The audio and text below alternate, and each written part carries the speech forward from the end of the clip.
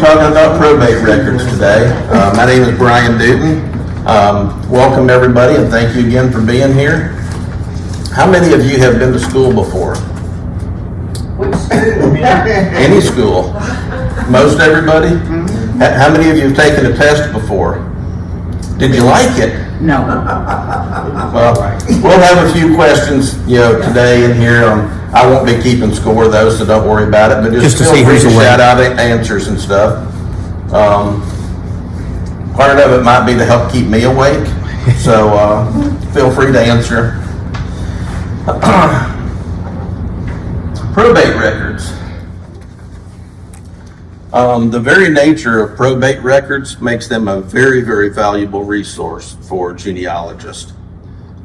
You can find a lot of information in there. They're all court records, so they're considered to be correct, whether they are or not. How many of you have ever known somebody to lie, though? Only one of you? I would have expected everybody with both hands up for that one. But if we were to discuss all probate records starting today, it would take us probably a week or a little longer to talk about them all. So we're not going to do that. Too far. Court system can be divided into two basic categories: the criminal court and the civil court. Criminal court is public. We all have seen trials on TV and stuff. Civil court is considered private. Wrong button again. I'll get it. Probate law is actually the oldest type of law that there is, and it's the basis for our current common law. Dates back to feudal times. You see these pictures of kings, and knights jousting and stuff. That's back whenever it started. And back then, all property belonged to the king. Didn't matter who you were, all property belonged to the king. In some ways, it still does today. If you die without an heir, who gets your property? State. It goes back to the king. So probate law arose from that in an effort to try to keep the king from getting everything. How many of us like it when the king gets everything? Probate law from colonial times up until now has done a number of things. Provides for the orderly transfer of property at death. We think of that as happening with a will. Provides for a clear title. We were talking a little bit earlier about in land records about when there's not a clear title. A squatter was able to take somebody else's property from them. It was also to go and protect widows. If you stop and think about it, women haven't really had that much to say about anything until just very, very recent times. Even in the 1900s, there were still in some states where women didn't really have any rights yet. It was to protect orphans. Mom might still be alive, and there be minor children, but think about it, the mom didn't have any rights, so she couldn't legally take care of her own kids without somebody stepping in. So, South Carolina happens to be a little backward. My youngest son, who was born in 1977, his godparents had a daughter a year or two after Scott was born, and then had another child 2 years later. Travis died very suddenly. He had an aneurysm birth, an aortic aneurysm, and left her, which would put it about 1980, give or take. This was 1980. She had to go to court to be declared a guardian of her own children. 1980. And about the same time period, my now ex-husband's grandfather died, and he was listed in his will. And I had to sign away my dower rights. So we're talking fairly recently. I mean, maybe it's been a while back, but we're still talking fairly recently when it comes to some type of records in court cases. And Probate law was also to protect incompetence. Now, that word may or may not be what you're thinking of, but incompetence, just like when we were talking about census records earlier, where it was talking about the insane and people, dumb people, etc., then it's not necessarily incompetent like you might think of it. What they were referring to was anybody with any sort of a handicap. It could be that maybe they're just a little slow. It could be somebody with Down syndrome or something. It ran the entire gambit. Probate law can be confusing, and I'll get into a few of the reasons why. For starters, every state has its own laws. So if you're wanting to go research in Mississippi, you got to figure out, well, what's the probate law in Mississippi? If you want to go to Pennsylvania, you got to figure out what's the probate law in Pennsylvania. And oh, by the way, it's not always called the probate court. Some of the various names from other states, could be probate court, court of probates, ordinary court, orphans court, register of wills. There's a bunch of different names. And if that isn't confusing enough, some of the states have changed the name of that court multiple times over the years. Even in Alabama, we did have the Court of Orphans until 1850, and then they renamed it the Probate Court. So depending on what time period you're going to be checking on, you've also got to check to see, well, what was the court named then? And then you've got to find out, well, what's it named today if I'm going to go visit them? There are a lot of records generated in the probate court system. The volume is just excruciating. Everything that comes into the probate court system gets recorded. So why do we want to look for probate records? And unfortunately, I forgot to split this slide into two, so I'm kind of giving you the answer on the same slide. But why do we want to look for probate records? Proof.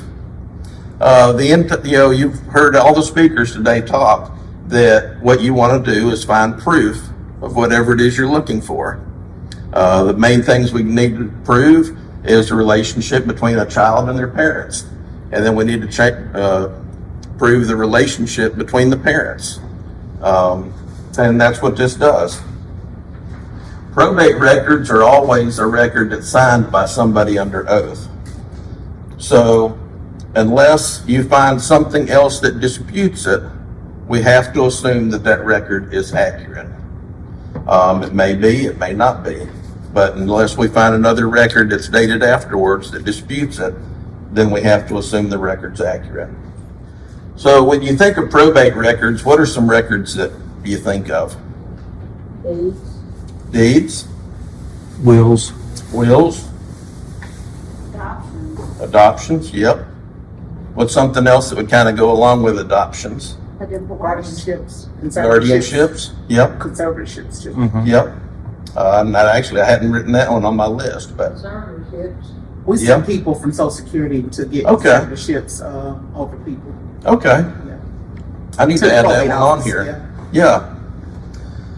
Some birth and death records. Wills is actually going to be our main focus today. Like I said, if we wanted to talk about probate records, we'd be here for a full week. And I got to be at work Monday, so. Also, a little bit of trivia. Did you know that many states don't require the probate judge to be a lawyer? What? So in some states, any one of us, well, I don't know if there's any lawyers in here, but any of us could go run for probate judge and get the job if we wanted it. Yeah. What qualifications you need? Depends on the state. Well, I like to talk and mingle. It depends on the I state. need to be running for that. There you go. We might have our next probate judge here sitting with us. Y'all remember my name.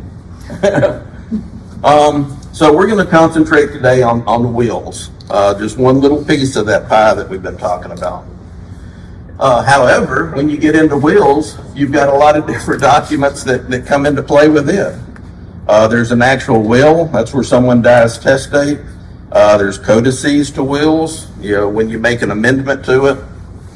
Administering an estate, notices that are sent out, Sometimes those are sent personally to individuals. Sometimes it's, in the newspaper, bonds, inventories. I'm going to talk a little bit too about loose records. You would be surprised what you can find in the loose records. Well, to make things even more complicated, there's multiple kinds of wills. Attested wills, holographic, non-cooperative. There's definitions actually at the back of your handout. I think 2 or 3 pages, maybe more, that'll give you definitions for all of these. Intestate, being no will. And how many of you knew that there are legal requirements for creating a will? First, you're supposed to be of sound mind. That sounds a little bit subjective, doesn't it? There goes my will. If you ask my wife, that has never occurred to me.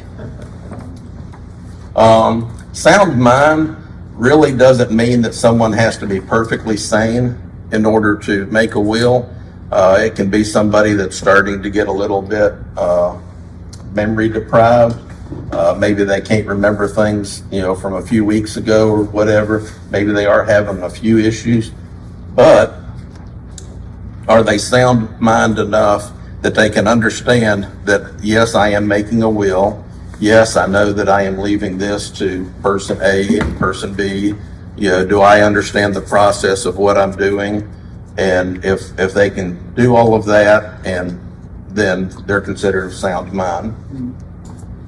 Legal age, typically by the time someone goes to make a will, most everybody would say, yeah, they're of legal age. But that is a requirement. And free from restraint.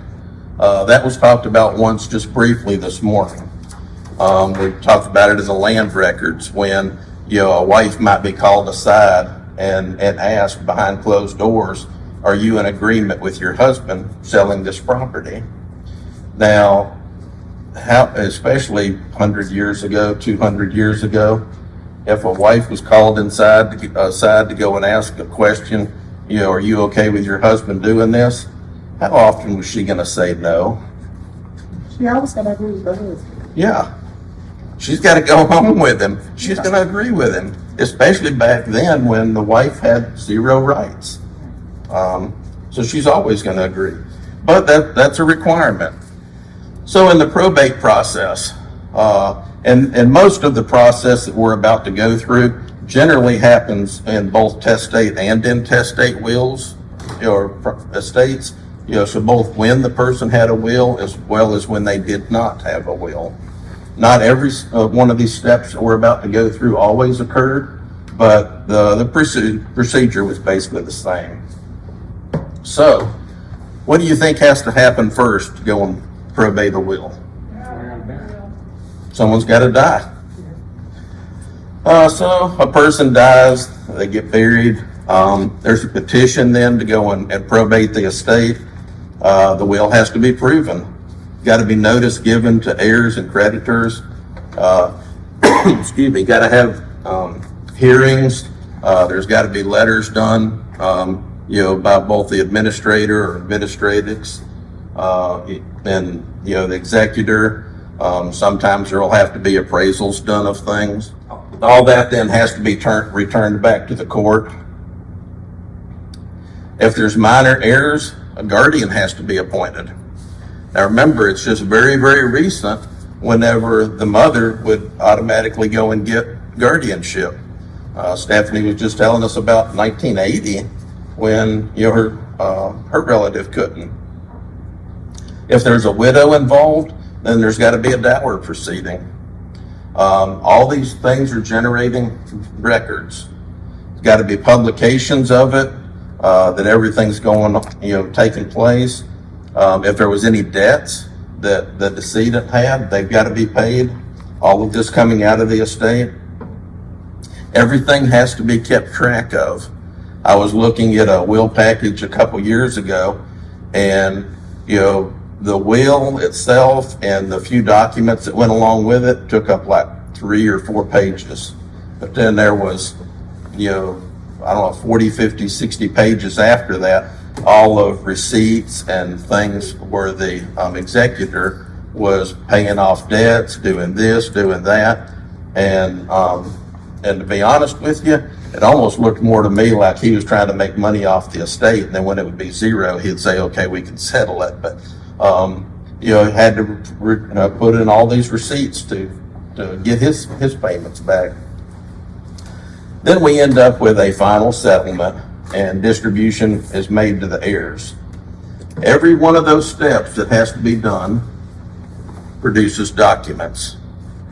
Those documents can tell you a lot. Not all courts kept all those records.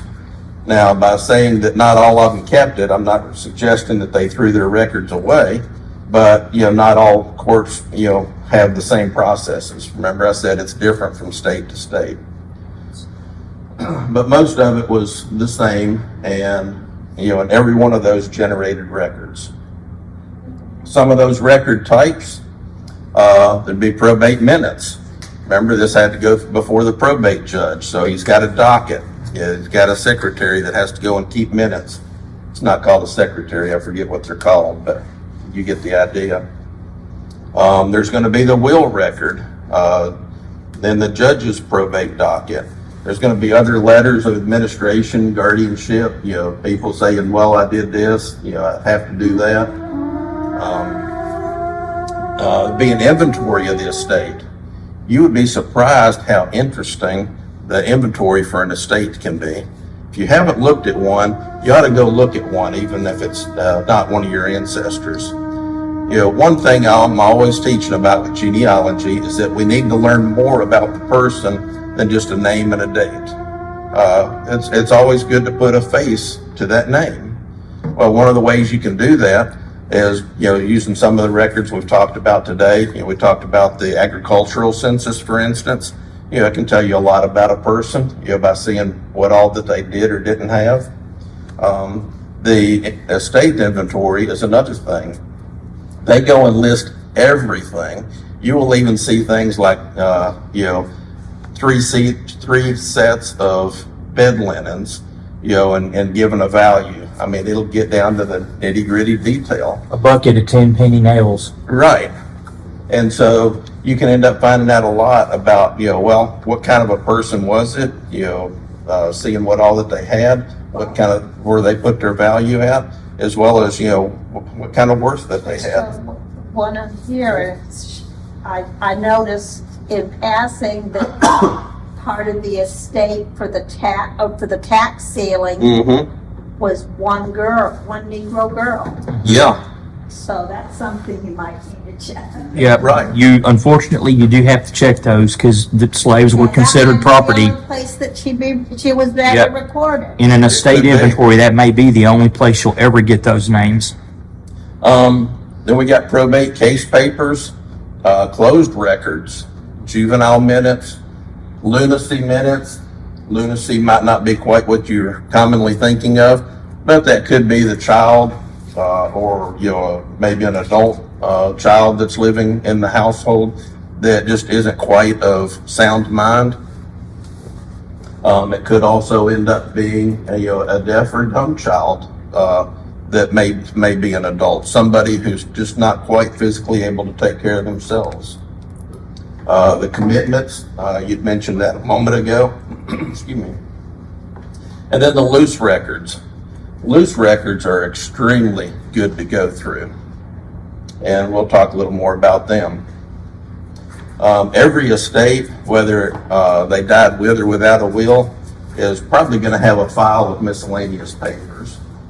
Now, just like with everything else that we've talked about today, and we'll talk about it a little bit more too with military records, whenever somebody was wanting a piece of something, in this case, a piece of the deceased's estate, they've got to prove things.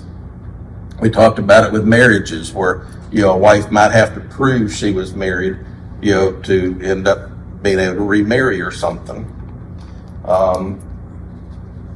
You don't know what all you will find in the loose papers.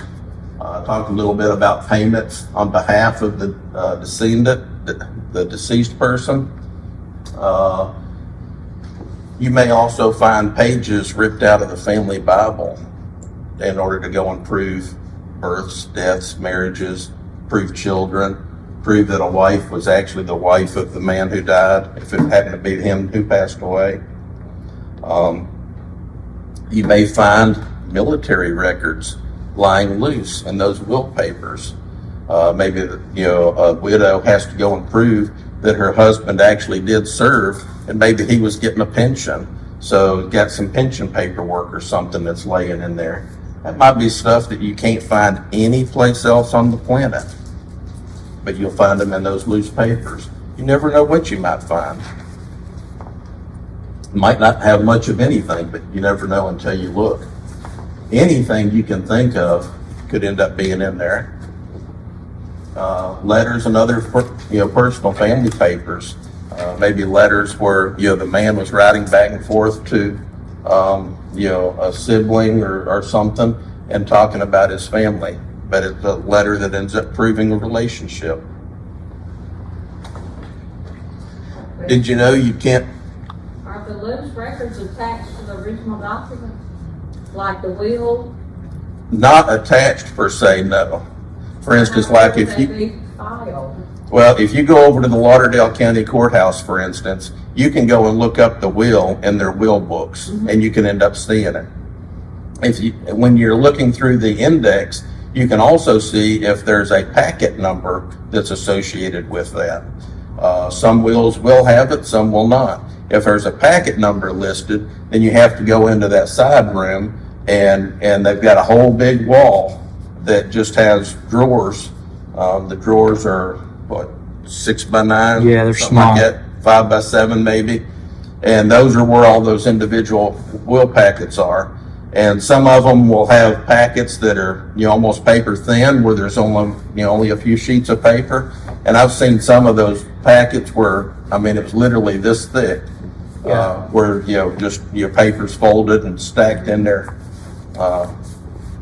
But you never know till you look. But the packets are indexed. We have the microfilm to the index upstairs, and we have the actual packets on microfilm through about packet number 2000 when the LDS Church ran out of time, money, and volunteers. And Ancestry's got a few of the estate packets online. I know for Lauderdale and I think for Colbert. They don't have them all yet. Of them. Yeah, they got a few, but not many. So, You can often get better copies at the courthouse than the microfilm, for sure. but you could find old and current. Yeah, they have them out. Yep. As long as the person is deceased and the case has been, dismissed and settled. If they had enough property to get contested or inventoried, then it'll be in a packet. Correct. Deeds. We were talking earlier, a deed doesn't necessarily have to be registered. You might find a deed laying in with those loose papers. You can also find evidence of deeds in the wills. A man says, I'm leaving my son these 10 acres, I'm leaving my daughter, and her husband, this set amount of land. Typically, land would be left more to sons than anybody else. Usually, a daughter may or may not be referenced in a will, because the further back you go, especially, they were only worried about sending stuff down through their sons.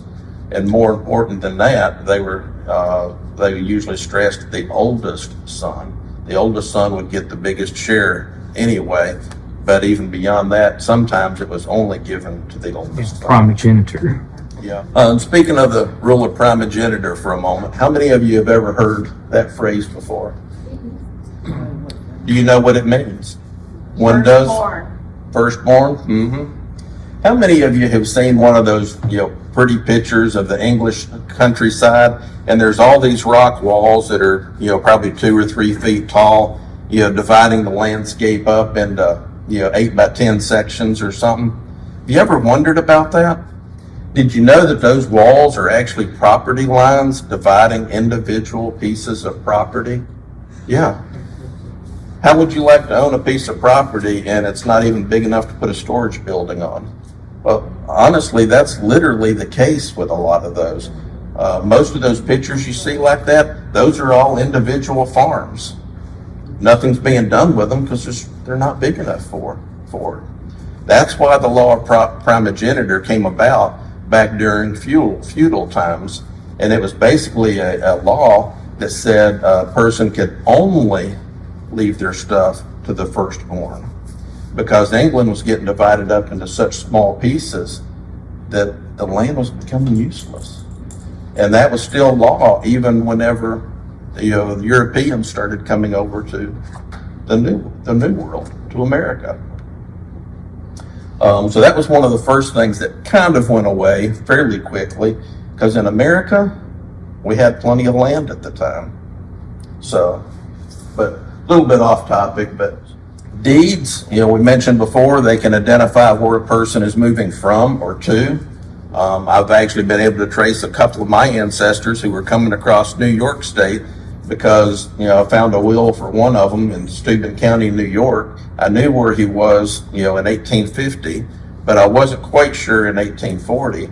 Found a deed for him from 1842 where he bought the land that he was living on, where I first knew about him, just south of Bath, New York.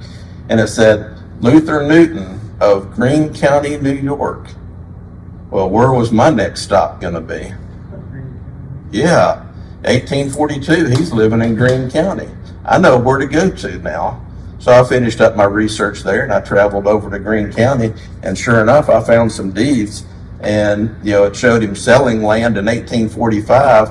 After finding that 1842 deed, I had also found an 1845 release from mortgage where he had finished paying that land off.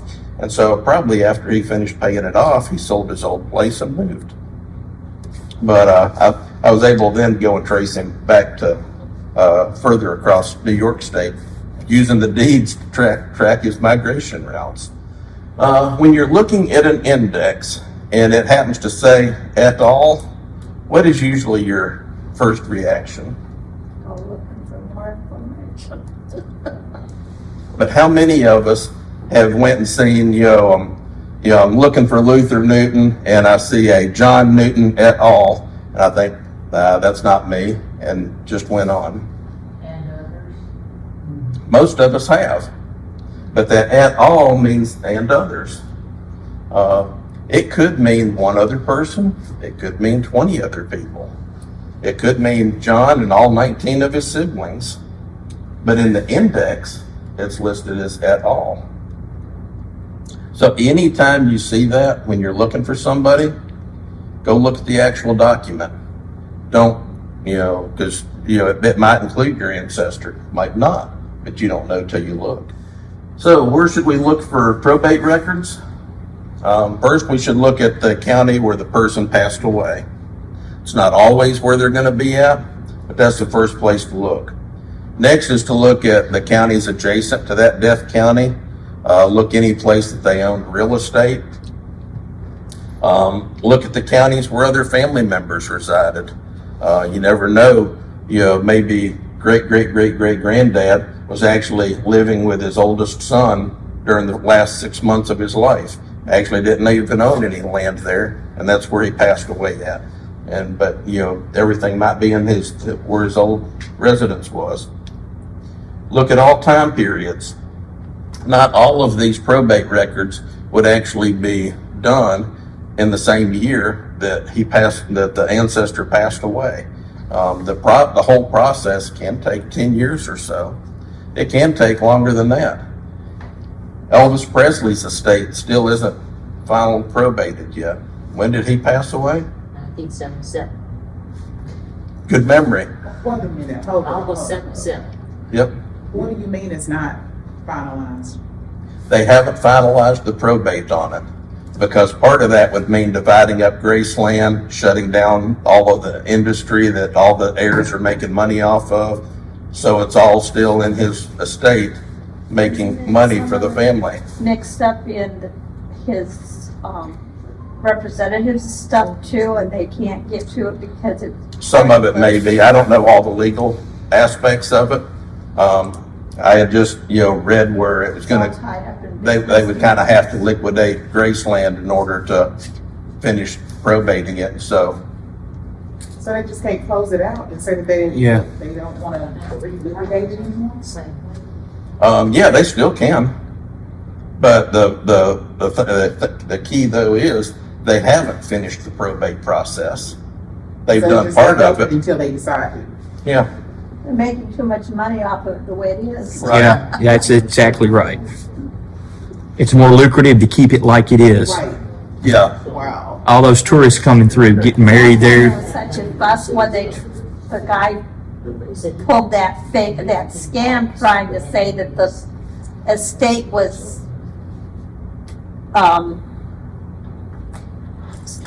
there was a lien on the estate for a loan that supposedly Priscilla did, but she didn't. Right. Yeah, those guys will come out of the woodwork too at a time like that. And they finally admitted the guy was over in Nigeria, admitted that it was a scam.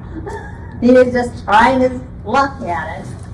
Priscilla Presley, the former prime minister of Nigeria, needs 250,000 US Yeah. dollars. So bottom line is, don't limit your search to just a year or two after death. Right. You might not actually notice anything in the index until 10 years later or something. Now, obviously, most estates don't take that long to settle. Is there something that would say that there's a probate that's still being processed? Nothing that I'm aware of.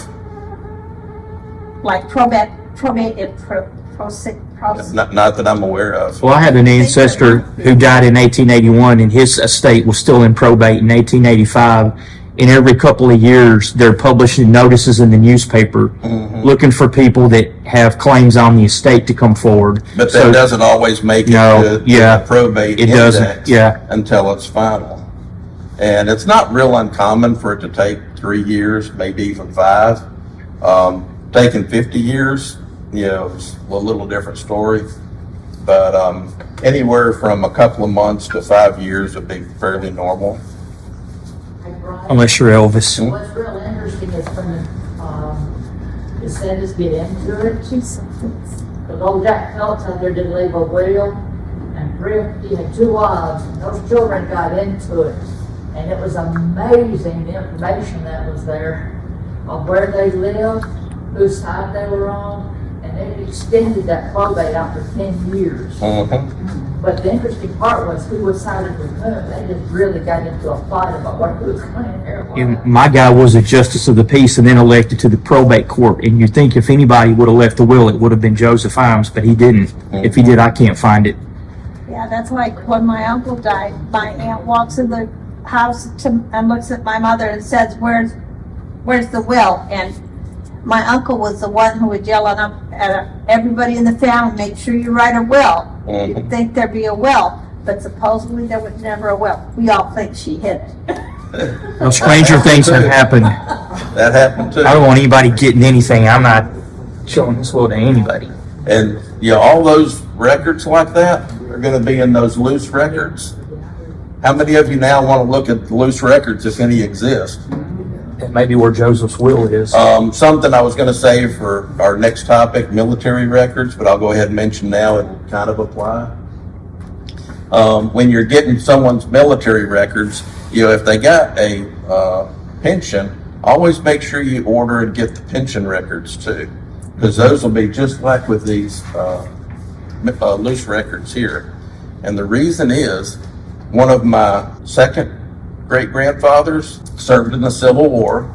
I got his military records. It was like 3 pages, nothing, out of the ordinary. Went and wrote for his pension records, and after a long period of time, got a letter back from the National Archives, said, telling me a price. Said, there's too much here to go and send, just regular, so you got to pay for the extra. I thought, I wasn't expecting that, because they'll send like 100 pages. Or at that time anyways, it sent 100 pages free of charge. So I paid it, and it had an option between paper or get it on a CD. I got it on a CD. And essentially his pension paperwork in that took up 5 pages. Turned out the rest of the 165 or 166 pages in there were all letters between him and the pension department, and the pension department and his wife, who wouldn't divorce him, but they were estranged. They actually lived like 4 doors down from each other in Pennsylvania at the time. And it was basically arguments going back and forth between him and his wife, with the government being the intermediary. It was great reading. But the rest of that will be a story for another day. Loose records can be very interesting. They can fill you in on a lot of stuff. So you always want to search through them. Ancestry and Family Search both have a good wiki or a good research guide for it. When you're actually looking at probate records, they are always indexed. Always. Now, by saying that they're always indexed, I'm not meaning you can go to Family Search and look in their index and it will always be there if there was. But every book, every probate book that's created is indexed for that book. So a lot of times when you go to Family Search, or even a lot of times on Ancestry, you may have to look at the original documents. Don't just trust their index. You can actually pull up each individual record book, and typically the first 20, 30 pages or so is going to be an index of what all's in that book. You might have to search through the index in 5 different books, 6 different books or something to find your ancestor. And then it'll tell you what page to go to, and you can scroll through their electronic microfilm over to that page and then see what you're looking for. So always look for that. We talked a little bit about censuses, that county and state lines change over time. I think since 1920, all of that has been static. I don't think there's been any county or state changes in the U.S. since then, other than us acquiring a couple of states. From mainly Alaska and Hawaii. Don't ask me in which order, I don't remember that. But county and state lines change over time. Also too, if your relatives lived near a state or county line, don't be afraid to go across the line and look there for records. Most of my wife's family is from Hardin County, Tennessee, specifically from the Walnut Grove community. If any of you are ever familiar with that area, you can almost throw a rock from there to Alabama. The road they live on goes from there on Highway 69 right down to Waterloo. So as far as their records are concerned, it mainly depended on what all they needed to do that day. Do I need to go to Savannah, up north and do something? Or do I need to go down to Florence because I can get XYZ better there? And then that's where they would take care of their legal paperwork. And both cities are about the same distance away from Walnut Grove. So it just depended. The house where my mother-in-law was born at is literally in Alabama, but across the street, the field that my grandfather sharecropped in was in Tennessee. When she was 3 years old, they moved across the street. I've been to both places, and both houses are still standing. And so their address changed from Alabama to Tennessee. And then about 5 years later, they moved into the house next door to the one that she was born in. So they were back in Alabama again. And each time, to do their moving, they just picked up their boxes and walked across the street, literally. So, always check across the lines. Where to look for records? We've talked about some of this. County courthouses, obviously. A lot of counties now have their own archives. So look in the county archives, look in state archives.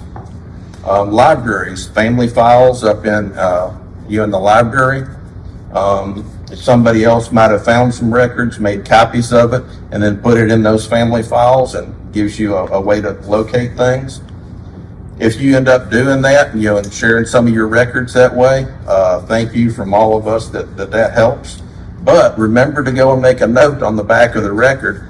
I, Brian Newton, found this record at the Lauderdale County Courthouse on such and such a day, and probate, book, 93, page 784, or whatever it happens to be, so that whomever's coming behind you and finding it now has that documentation. They know where the original was at. I listed on here, and you can look online the easy way. That's not always the easy way, but there's a list of some websites you can look at, and then of course there's others too. Beware though, not everything is online. I've heard, people give estimates, and experts supposedly give estimates that any place between 1% and 5% of the records we've generated in the last couple hundred years are online. I actually think that estimate is high. So most things you might want to find, you're not going to find online. You're going to have to find them, yourself. Courthouses, libraries, archives, etc. Writing off for vital records, things like that. But those websites will definitely give you a boost. Family Search especially, it's been mentioned a couple of times today, it's free. A lot of the stuff that the Mormon Church has microfilmed over the decades is now on there digitally. A lot of it is not indexed.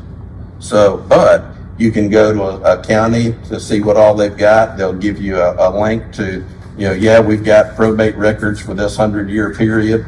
There's no, images are available, but there's no index. You go to the images, and then you see, we've got book 1, we've got book 2, we've got book 3, and it'll usually give the years for it. And then you just start looking in the books. They have a lot of Freedmen's Bureau records, which particularly deals with African Americans right after the Civil War. A lot of that stuff is not indexed, but it's worth it if you just sort through it. You can find a lot of really cool stuff. Official transcripts of anything that happens in probate records is going to be found online. You can get authenticated copies, where a judge signs it. Basically, it's like a certified copy. And then I mentioned too that we've all mentioned that terms change over time, rules change over time. One of the best things you can do to go and find some of those terms, especially, and what did they mean in certain areas and certain times, is Black's Law Dictionary. And the 1910 version you can find at Google Books, and you can download it for free. Then you've got it. Everything has to be put into context. We've talked about several terms, incompetence, lunacy, insane, and how they don't necessarily mean what we would think of today. And that's where Black's Law Dictionary comes in. Well, what did they really mean when they said this person was insane? There's a lot of different research wikis online at Family Search. A wiki is basically a research guide. You can go look up a wiki for probate records, and it'll give you a research guide similar to your handout. I'd like to think mine is better, but I'm not that vain. I know it's not. And it'll go and tell you a lot of things to do. But every single word you find in everything is going to have a meaning of some sort. The key is to find out what were they meaning, not what we think that it means. What were they meaning, and why did they use that word to go and describe whatever it is that they're talking about? Any questions?